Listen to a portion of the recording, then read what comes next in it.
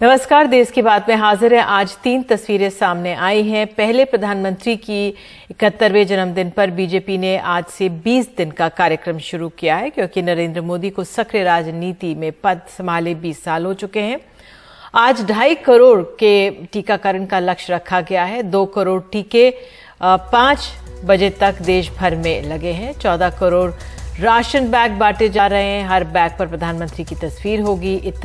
71 जगह नदियों की सफाई होगी और प्रधानमंत्री ने इस योजना के तहत आज की कोविड में माँ पिता को खो देने वाले बच्चों का रजिस्ट्रेशन होगा और प्रधानमंत्री को मिले स्मृति चिन्हों की नीलामी होगी।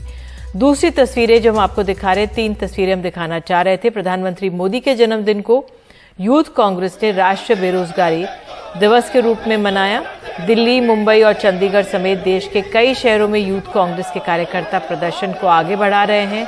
प्रदर्शन में कोई पकौड़े बेचते नजर आ रहा है तो कोई नौकरी चले जाने से परेशान भी था और पुलिस को भी मशक्कत करनी पड़ी इस प्रदर्शन को संभालने में। हम देख सकते हैं कई लोग यहाँ पे जूतों की सफाई करते नजर आए।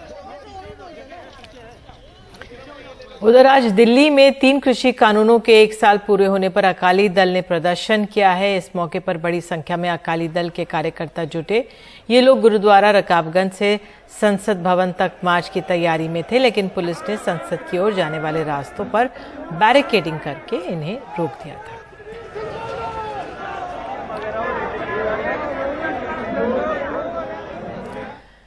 तो प्रधानमंत्री मोदी ने कल शाम 4:30 बजे सचिवों की एक बैठक बुलाई है। बैठक में मंत्रालयों के कामकाज की समीक्षा की जाएगी। भविष्य की योजनाओं पर चर्चा होगी। इसे चिंतन शिविर भी कहा जा रहा है।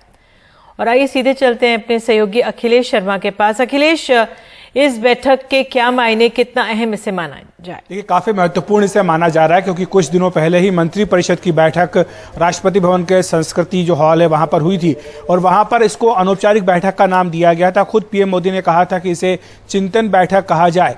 और उस मंत्रिपरिषद की बैठक में धर्मेंद्र प्रधान और मनसुख मांडविया ने 2 प्रेजेंटेशन दिए थे, जिसमें कि टाइम मैनेजमेंट कैसे किया जाए और साथ ही काम को कैसे ज्यादा कारगर बनाया जाए। इन दोनों चीजों पर प्रेजेंटेशन दिया गया था। कई मंत्रियों ने अपने मंत्रालयों को लेकर सुझाव दिए हैं। उन सुझावों को इकट्ठा किया गया, जिसके बारे में कल प्रधानमंत्री नरेंद्र मोदी 4:30 बजे सभी विभागों के, सभी मंत्रालयों के सचिवों से बैठक करने जा रहे हैं, जिसमें कि प्रिंसिपल सेक्रेटरी और कैबिनेट सेक्रेटरी भी शामिल होंगे। बताया गया है कि इस बैठक में जो सुझाव मिले हैं मंत्रियों से, उनके बारे में सचिवों से चर्चा की जाएगी। साथ ही आने वाले दिनों में सरकार को ज्यादा एफिशिएंट, ज्यादा कारगर कैसे बनाया जा सके, इस पर चर्चा होगी। कोरोना की तीसरी लहर की आशंका है, उससे निपटने के लिए क्या तैयारियां हैं, उनमें क्या क्या सुधार हो सकते हैं, इस पर बात होगी।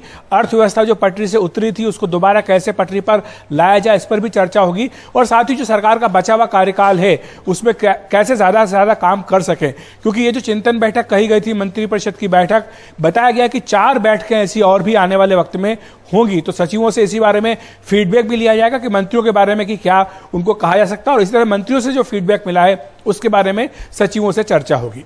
बहुत बहुत शुक्रिया अखिलेश इस तमाम जानकारी के लिए। तीनों कृषि कानूनों के विरोध में शिरोमणि अकाली दल ने आज दिल्ली में काला दिवस मनाया। इसकी अगुवाई सुखबीर बादल ने की, लेकिन इन्हें दिल्ली के अंदर घुसने की इजाजत नहीं मिली। एक ग्राउंड रिपोर्ट। शुक्रवार को संसद भवन के आसपास के इलाके छावनी जैसे नजर आए। शिरोमणि अकाली दल ने कृषि कानूनों के खिलाफ दिल्ली के रकाबगंज गुरुद्वारे से लेकर संसद भवन तक मार्च का ऐलान किया था, लेकिन दिल्ली पुलिस ने साफ कर दिया कि कोरोना के चलते धारा 144 लागू है और प्रदर्शन की इजाजत नहीं दी जा सकती। पुलिस ने इनके मार्च को रकाबगंज गुरुद्वारे से आगे नहीं बढ़ने दिया। पूरी रात नाके लाके साडे वर्करां रोकिया, लाठीचार्ज कीते, साडियां गड्डियां तोड़ियां। पीसफुल प्रोटेस्ट ਨੂੰ ਰੋਕਣ ਕਰਕੇ ਅਸੀਂ ਕਿਹਾ ਸੀ ਜ਼ਿੰਮੇਵਾਰੀ ਲਿੱਤੀ ਪੀਸਫੁਲ। ਤੁਸੀਂ ਦੇਖਿਓ ਭਾਵੇਂ ਹਜ਼ਾਰਾਂ ਲੋਕ ਆਏ ਹੈ ਪਰ ਸਾਰੇ ਪੀਸਫੁਲ ਹੈ। ਐਗਜ਼ਾਮਪਲ ਹੈ, ਕਿਉਂਕਿ ਅਸੀਂ ਅਮਨ ਸ਼ਾਂਤੀ ਚਾਹੁੰਦੇ ਹਾਂ। ਪੂਰਾ ਪੰਜਾਬ ਨਹੀਂ, ਪੂਰਾ ਦੇਸ਼ ਮੋਦੀ ਸਰਕਾਰ ਦੇ ਖਿਲਾਫ ਹੋਇਆ ਬੈਠਾ ਹੈ। दोपहर तक दिल्ली पुलिस ने सुखबीर बादल और हरसिमरत समेत अकाली दल की कुछ नेताओं को हिरासत में ले लिया, जिनको बाद में छोड़ दिया गया। हमने क्लियरली कहा था हम बहुत शांतमयी तरीके से अपनी आवाज पहुंचाना चाहते हैं एंड पूरा लॉ एंड ऑर्डर को मेंटेन करके हम अपने गुरुद्वारा साहब में जाके पार्लियामेंट के सामने हम अपना प्रोटेस्ट दर्ज करना चाहते हैं।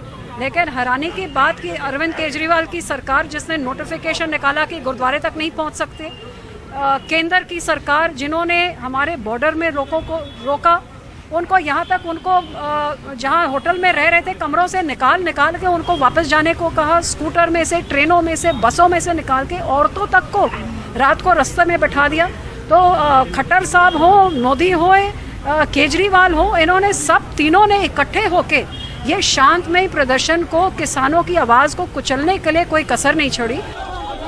अकाली दल के प्रदर्शन को रोकने के लिए दिल्ली पुलिस ने इतनी नाकेबंदी कर दी थी कि आम आदमी घंटों जाम में फंसा रहा। जाम में एम्बुलेंस भी फंसी नजर आई। आज का ये प्रदर्शन शांतिपूर्ण निकल गया है, लेकिन ये आरोप लगाया जा रहा है कि दिल्ली पुलिस या जो दूसरी फोर्सेस हैं देश की, राजनीतिक कार्यक्रम अगर सरकार के होते हैं, बीजेपी के होते हैं तो वो करने दिए जाते हैं, लेकिन अगर विपक्षी दल के लोग प्रदर्शन करने आते हैं तो कोरोना का हवाला दिया जाता है, धारा 144 लगा दी जाती है और उनको प्रदर्शन नहीं करने दिया जाता है। ये आरोप शिरोमणि अकाली दल लगा रहा है। सहयोगी शशिकांत झा के साथ Saurabh Shukla, NDTV India.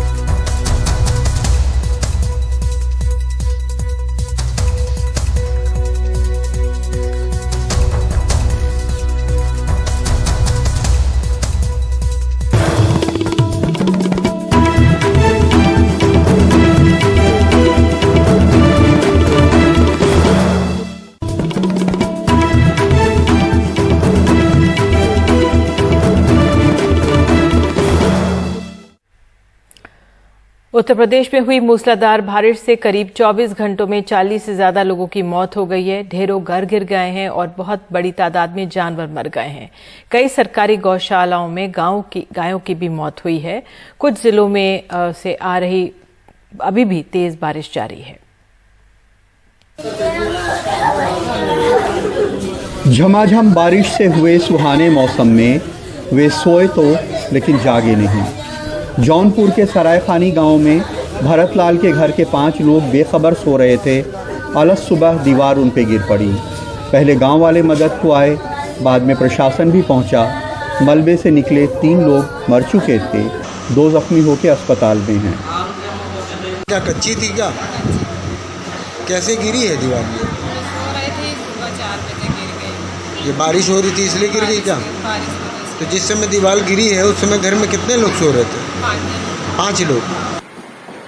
Ayodhya railway station पे स्टेशन मास्टर साहब पैर हवा में उठाए हुए थक गए हैं। बाबू हमारे स्टेशन मास्टर यहाँ बैठे हैं। फर्श बारिश के पानी से डूबा हुआ है। पूरे दफ्तर की यही हालत है। उनके मातहत कर्मचारी भी पैर ऊपर उठाए हुए हैं। अयोध्या के मोहल्लों में भी यही हालत है। डूबी हुई सड़कों पे लोग जेसीबी से सफर कर रहे हैं। और यह दूसरी धर्मनगरी प्रयागराज है। यहाँ मूसलाधार बारिश से तमाम इलाके डूब गए, तमाम घर गिर गए। घर में खाना वाना का बचा है? नहीं है। आपका राशन वासन सब सही है कि वो हो गया, बर्बाद हो गया, नुकसान हो गया? सब दबा है। जैसे कि चोट वोट नहीं लगा? नहीं। सरकार से कोई मदद नहीं मिला अभी तक? अभी नहीं मिला। मूसलाधार बारिश से मकान, पेड़ या बिजली गिरने से पूरे यूपी में पिछले 24 घंटों में कम से कम 40 लोगों की मौत हो गई है। इनमें बाराबंकी में 8, प्रयागराज में 6, फतेहपुर में 5, रायबरेली में 5, जौनपुर में 4, कौशाम्बी में 3, अयोध्या, अमेठी, सुल्तानपुर में 2-2 और हरदोई में 1 हैं। बड़ी तादाद में जानवर मरे हैं। बाराबंकी की इस गौशाला में गायों के 100 ही 100 हैं। वीडियो बनाने वाला 2400 की गिनती करता है। प्रशासन 10 से 15 बताता है। फतेहपुर में भी तमाम गाय और बकरियों की मौत हुई है। हरदोई की भी सरकारी गौशाला में तमाम गायें मर गई हैं। यहाँ पर 8 गौवंश की मृत्यु हो गई है, 6 गौवंश बीमार हैं। ये गौवंश पहले से बीमार थे, इनकी दवा चल रही थी और अचानक पानी बहुत ज़्यादा बरस जाने से ये रिकवरी गौवंश नहीं कर पाए, इनकी मृत्यु हो गई। फतेहपुर के ललौली गांव में दरवाजा तो अपनी जगह खड़ा है, लेकिन पूरा घर जमींदोज हो गया। इस अस्पताल से भी रोने की आवाजें आ रही हैं। दीवार के मलबे में दबे घायल को लाए थे, डॉक्टर्स ने उसे मुर्दा बता दिया।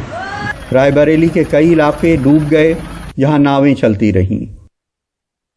जैसे नाव दिखाएं तो क्या आप भी नाव से आते जाते हैं? जहाँ तक नाव से हम नहीं जाएंगे, लेकिन यहाँ की दिक्कत तो है ही है।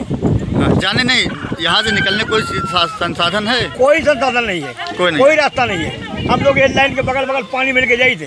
कच्चे घरों के गिरने से लोगों की मौत को रोकना तो बहुत मुश्किल काम है, क्योंकि बहुत बड़ा देश है, बहुत बड़े पैमाने पे लोग गाँवों में कच्चे घरों में रहते हैं। लेकिन इस तरह की जो चीज़ें नज़र आती हैं, ये तो विकास की विषमताओं का नतीजा है, जिसे अब तक ठीक कर लिया जाना चाहिए था। ब्यूरो इनपुट्स और लखनऊ में कैमरामैन राजेश गुप्ता के साथ कमाल खान, एनडीटीवी इंडिया। और प्रधानमंत्री के जन्मदिन पर वैक्सीन का रिकॉर्ड बनाने में जुटे हैं सरकारी।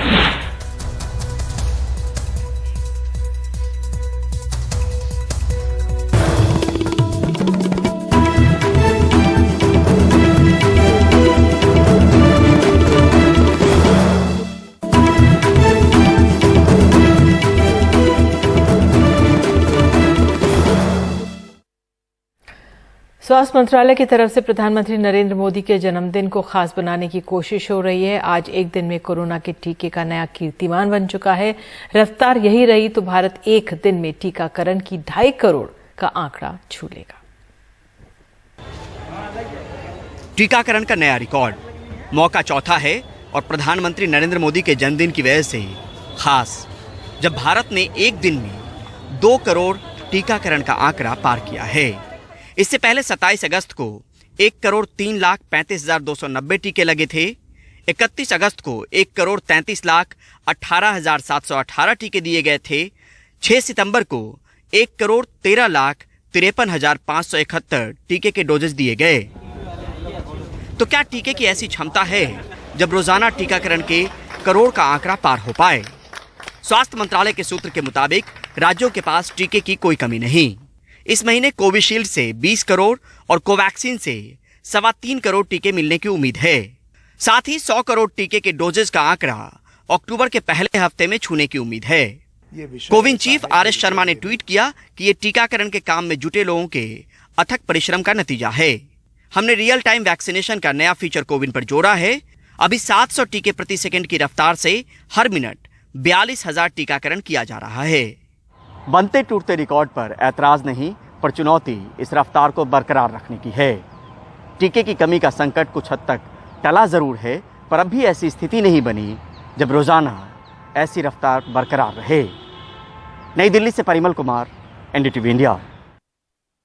और लखनऊ में वित्त मंत्री निर्मला सीतारमण की अगुवाई में जीएसटी काउंसिल की अहम बैठक हो रही है। पेट्रोलियम पदार्थों को जीएसटी में शामिल करने की संभावना पर चर्चा की बात कही जा रही है, लेकिन केरल, महाराष्ट्र पहले से ही इसका पुरजोर विरोध कर रहे हैं। और आइए सीधे चलते अपने सहयोगी हिमांशु शेखर के पास। हिमांशु, क्या अपडेट है जीएसटी की जो ये काउंसिल की बैठक चल रही है, खासतौर से पेट्रोलियम पदार्थों को लेकर?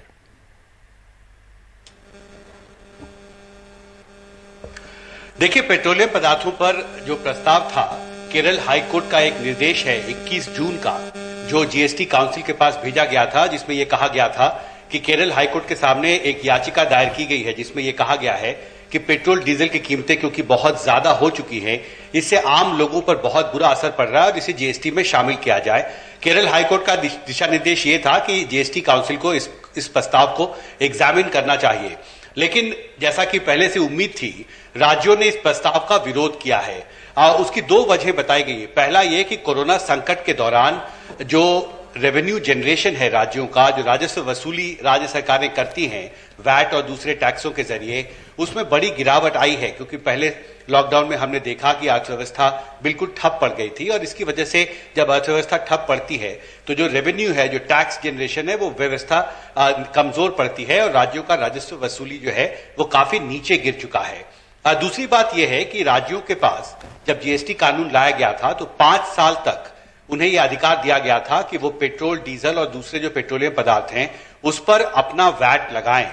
और इसलिए राज्य सरकार की तरफ से यह कहा गया है कि यह सही वक्त नहीं है, ऐसे वक्त पर जब राज्य सरकारें वित्तीय संकट से जूझ रही हैं और केंद्र सरकार भी, क्योंकि केंद्र सरकार का भी जीएसटी कलेक्शन घटा है और आपको पता है कि जो जीएसटी कंपेंसेशन जीएसटी कानून के तहत राज्यों को देना होता है केंद्र सरकार को, केंद्र सरकार ने कहा है कि इस साल हमारे पास जीएसटी कंपेंसेशन फंड में उतना पैसा नहीं है कि इस साल जो बकाया है राज्यों का जीएसटी कंपेंसेशन सेस को लेके वो हम उनको सप्लाई मुहैया करा सकें। तो ऐसे वक्त पर इस प्रस्ताव पर आगे बढ़ना सही नहीं होगा। इसका विरोध राज्य सरकारों की तरफ से किया गया है। और इसका आप अगर एक उदाहरण के तौर पर निधि देखें कि ये फैसला जो है वो राज्यों को किस हद तक प्रभावित करेगा।